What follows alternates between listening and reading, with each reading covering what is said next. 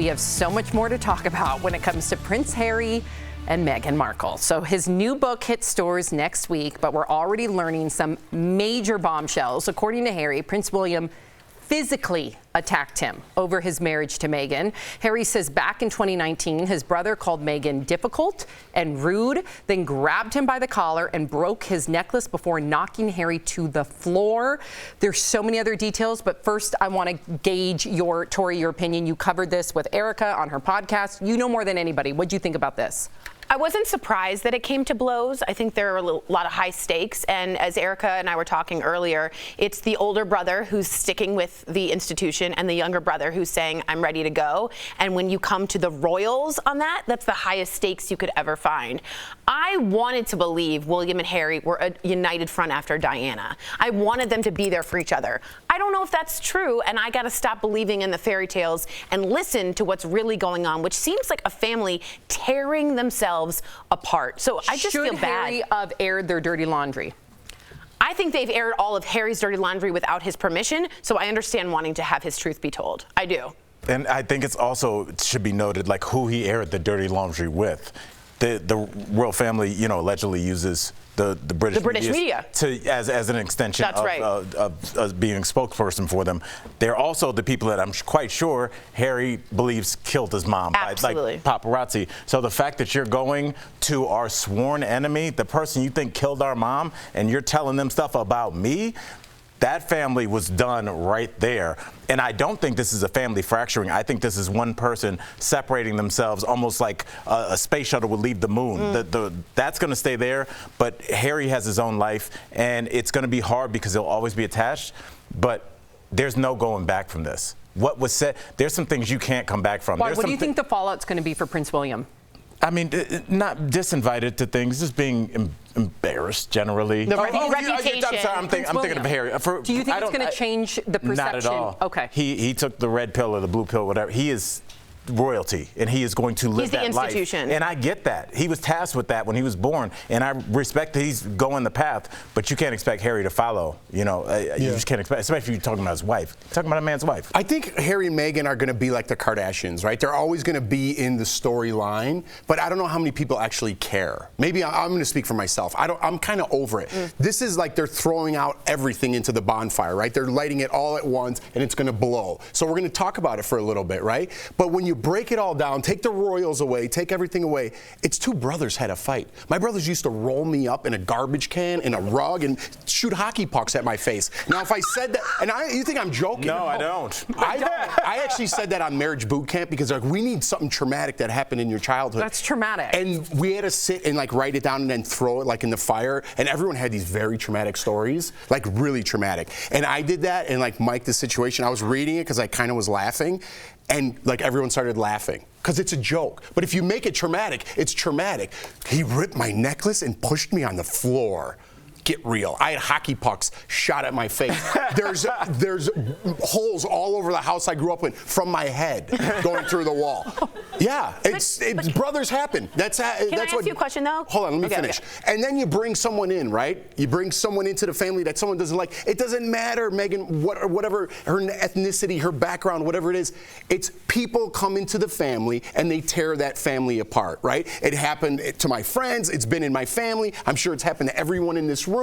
Just break it down to that level. This family might be broken, right? Mm-hmm. But I'm kind of disinterested at this point in this whole thing, and I'm only saying that because Erica's not here. Yeah. And when she comes back, I'm going to be super interested. I would never say this in front of her. But yeah, fair. We're going to continue to do this story, but I am really kind of losing interest in the story at this point. Do you think at all it's because it's different because they are on such a grander scale that everyone's looking? Sure. Yeah. And it'll never stop. Right. That's what I'm saying. They're going to be in the news. If there's nothing going on that day, we'll talk about the Kardashians or the royals. And it's not us. It's just you need to make news. You need to fill the pages of the newspaper every day. And they are someone that you fill the newspaper with. He also, Harry, blamed his brother in this memoir for telling him to wear that Nazi costume during that Halloween party, which was horrifically themed, native and colonial. I know. And when he decided to wear the Nazi outfit, which he was a grown adult, he He decided to wear it, but he claims they influenced him, Kate and William, and that when he showed up in it, they howled laughing. All of that was in very discriminatory, poor taste. Yeah. You don't think there's a little bitterness? I know we got to go, but just because if I was in line to be the king of England, but I was second in line, there'd be a little bit of like, Well, the air, right? The air in the spare, and then naming your book Spare says there's and then some being anger. that your whole life. You're always the other one. You need therapy for something. I agree like with you. Yeah. I agree with you. Well, good conversation. All right, so we're going to talk about Taylor Swift's kitty cat. Isolate that. Yeah. So the cat is richer than all of us. I'm not sure if you knew that, but that's according to a new report by All About Cats. Olivia Benson is the third richest pet in the world, worth $97 million. The list was made using Instagram analytics and the pet's potential payday per social media post. So coming in behind Benson is Oprah's dogs. She has 5 of them, and they are worth $30 million. Betty White's dog Pontiac was also on the list, worth $5 million. But the richest pet in the world is this German Shepherd, Gunther VI. He's owned by an Italian media company and is worth a jaw-dropping $500 million. The fact that he's wearing like this platinum chain and he has the 6th on him, it makes him feel very formal and fancy. It almost makes it feel real, which it is not. This is nonsense. We are living in a world of nonsense. There used to be things that held value. Some things, if that was your grandfather's mug, it might not be worth anything to me, but for you, it's $1 million. We're talking about things that, first of all, animals that don't know where they are, don't know what money is, are just hungry and just probably want to go outside. And an algorithm that's just a math problem. It's just a math problem that Instagram made up to draw people's eyeballs. There's no way that those dogs are worth that because they don't understand their fortune to their dogs. If you want it or their cat, there is data. Yes, but then it's taken by the accountant or whoever is in charge and should be laundering that money. The fact that we're leaving pets money and people starve on the street, kind of disgusts me a little bit. I think we are way too far with these animals where I see dogs on the patio at restaurants. Are you kidding me? On the patio, on the chairs, eating at the table. We went to the Mondrian in Miami with Bert, and there was an 85-pound poodle in the chair, dog, eating out of off the plate. Okay, now you're comparing apples and oranges. We're crazy with the dogs. It needs to be said. We need to reel it on back into reality. You're comparing apples and oranges. Your dog doesn't know where it is. I agree with the fact that you do not gift your fortune to an animal. It should go to better suited individuals and charities out there, philanthropic efforts. But there's nothing wrong with bringing your dog to an outdoor patio, in my opinion. There is. No, I don't want to watch a dog at the table, on the chair, eating off the table. I would put my dog, not Scruffy because she's bananas, but a well-behaved dog on my lap if I was at a mimosa brunch. Why? Leave the dog at home. Okay, I'm just saying, just because. No. Can you grow up? Okay, leave the dog at home. Okay, just because you don't like it doesn't mean. No, I'm at a restaurant that I paid for. I don't want something barking next to me. Have you really had an epidemic of dogs barking yes, at you? Yes.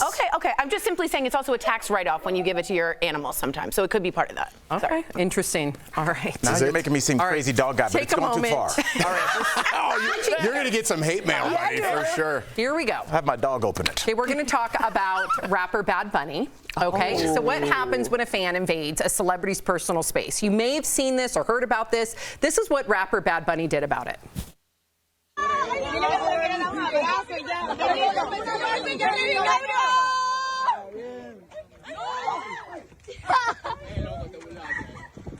You guys, he threw her phone into the water. That was on a pier. The rapper says he will always say hello or talk to people who show him respect, but when people invade his space and put a phone in his face disrespectfully, he will treat them otherwise. Now, you get approached all the time, coming from Big Brother and now DBL. Would you ever do this? Never, but I enjoy what he did. I do. I'll tell you why, because people are getting too brazen, right? With their dogs at the table, to Al's point. That's insane. Getting in my personal space, you wouldn't do that to someone at the airport, right? If you did that to someone at the airport, they would probably do the same thing. Like, are you crazy? Yeah. Get out of my face. Fans are getting too brazen, thinking that they know who these celebrities are and getting that close to them. Well, listen, we live in a crazy era with COVID and violence and all that.